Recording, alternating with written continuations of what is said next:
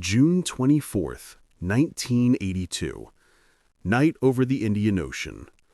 37,000 feet in the air, where the sky is cold, quiet, and impossibly dark.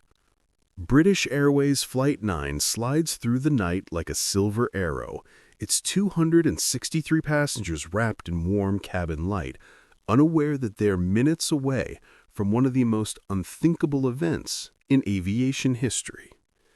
Up front, in the cockpit, Captain Eric Moody and his crew watch the endless darkness ahead. It's a routine flight, smooth, predictable, the kind pilots hope for, until something strange begins. The cockpit windows start to glow. Not with lightning, not with reflections, but with an eerie electric blue aura. St. Elmo's fire, dancing across the glass like ghostly fingers of light. It crackles softly, a silent warning carried on the wind. Then, the wings begin to shimmer with sparks. To the pilots, it looks like the aircraft is trailing fire through the night sky, a surreal, magical sight, beautiful and terrifying. The crew shares uneasy glances. They've seen storms, they've navigated turbulence, they've handled emergencies. But this is something else. And then, the first alarm pierces the cockpit. Engine 4 has failed. Before the thought even settles, Engine 2 shuts down, then Engine 1, then Engine 3. In under 90 seconds, the impossible happens. All 4 engines have died. And a massive Boeing 747, 300 tons of metal and fuel and human lives, falls silent. There is no roar, no vibration, just the sound of air rushing past the wings as the aircraft begins to descend into the darkness below. In the world of aviation, losing 1 engine is manageable, 2 is serious, 3 is catastrophic, but 4 is not survivable. 4 is not supposed to happen. 4 means this is the end. Yet there, in that quiet cockpit, sit 4 men who refuse to panic. The aircraft begins to sink, like a stone dressed as an airplane. Somewhere below lie the jagged mountains of Java. Somewhere beneath those mountains lies the Indian Ocean, cold and unforgiving. They have minutes, maybe less, and no one knows why the engines have died. In the cabin, passengers start noticing the strange glow outside their windows. Some see sparks sliding across the wing. Others smell smoke, thick, sulfurous, burning their noses and throats. Then, the oxygen masks drop. A collective gasp races through the cabin. Parents pull children close. People whisper prayers. A few begin to write goodbye notes, hands shaking as they scribble words meant for loved ones they will never see again. And then, cutting through the tension like a calm wind, comes the captain's voice. "Ladies and gentlemen, this is your captain speaking. We have a small problem. All 4 engines have stopped. We are doing our damnedest to get them going again. I trust you are not in too much distress." A small problem. In the face of disaster, Captain Moody chooses composure, not denial, leadership. Because panic spreads faster than smoke, and in that moment, 263 people need one thing above all others: calm. Inside the cockpit, it is far from calm. Senior First Officer Roger Greaves is gasping. His oxygen mask is broken. At this altitude, the air is too thin to breathe. Without immediate action, he'll lose consciousness, or worse. Captain Moody makes a bold decision. He pushes the nose down, diving the aircraft to lower altitude, sacrificing precious height to save his officer's life. At the engineer station, Barry Townley Freeman moves like a man possessed. Engine restart procedure, step after step, switch after switch, attempt after attempt. Nothing. First Officer Barry Fremantle fates to reach Jakarta on the radio. He tries to explain a situation no one on the ground is prepared to hear. A 747 with all engines dead. The aircraft drops through 20,000 feet, then 18,000, then 15,000. Below, the unlit mounds of Java reach upward like dark teeth. With each passing second, the equation tightens. No engines, no thrust, no climb, no time.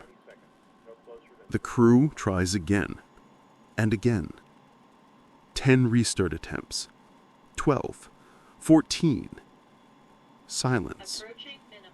Then, at 13,500 feet, when the mountains are no longer a distant threat, but a rising wall of stone, Engine 4 coughs. A sputter.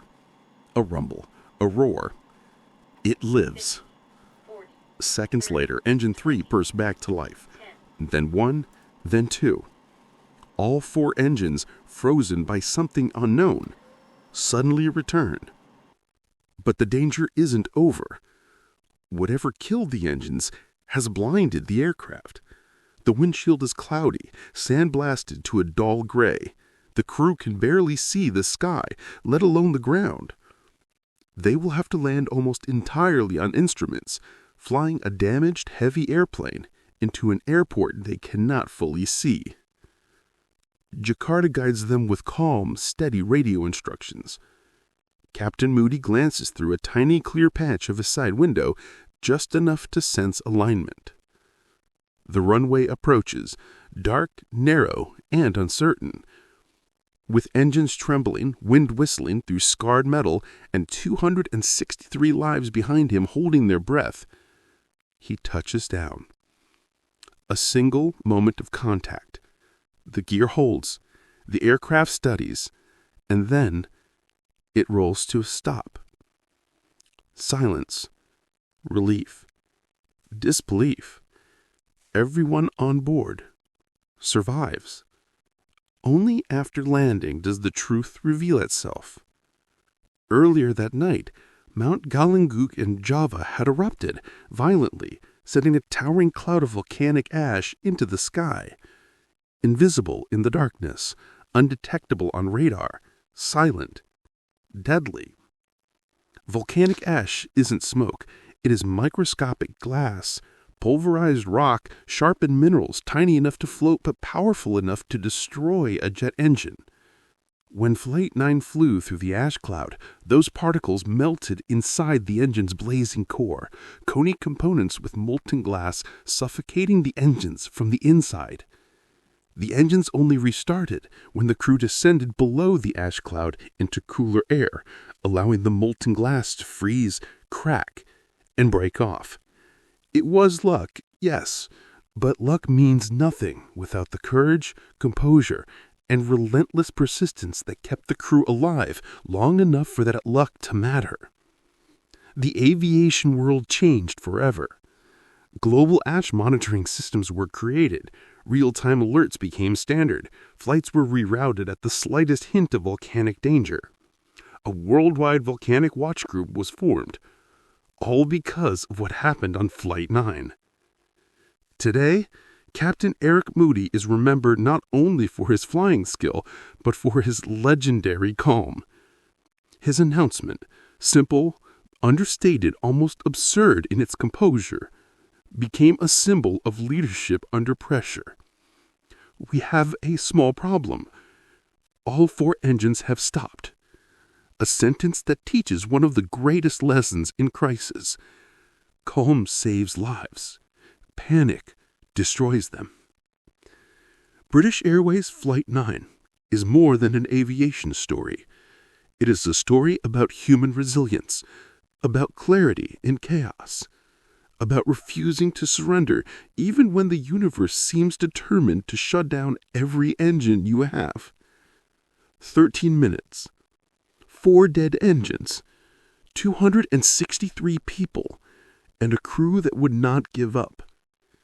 Because sometimes, when the sky goes dark, when all four engines fail, when the world seems to offer nothing but silence and descent, the only way to survive is to keep trying. Again, and again, and again, until finally the engines roar back to life. British Airways Flight 9 was a miracle, a brush with disaster that ended in survival. But not every crew who faced volcanic ash was as fortunate. In the years that followed, 2 other flights encountered volcanic eruptions, and their stories ended very differently. Disoriented pilots, failed systems, engines that never restarted, and passengers who never made it home. How could the same invisible threat bring down modern aircraft? What went wrong? And what lessons were learned? Or ignored? In our next episodes, we uncover those tragedies in detail. The final minutes, the cockpit decisions, and the terrifying power of volcanic ash that aviation still struggles to predict today. Subscribe, follow, and come back for the full breakdown of the 2 volcanic ash crashes that changed aviation forever. This story isn't over, and what happened next is even more unbelievable.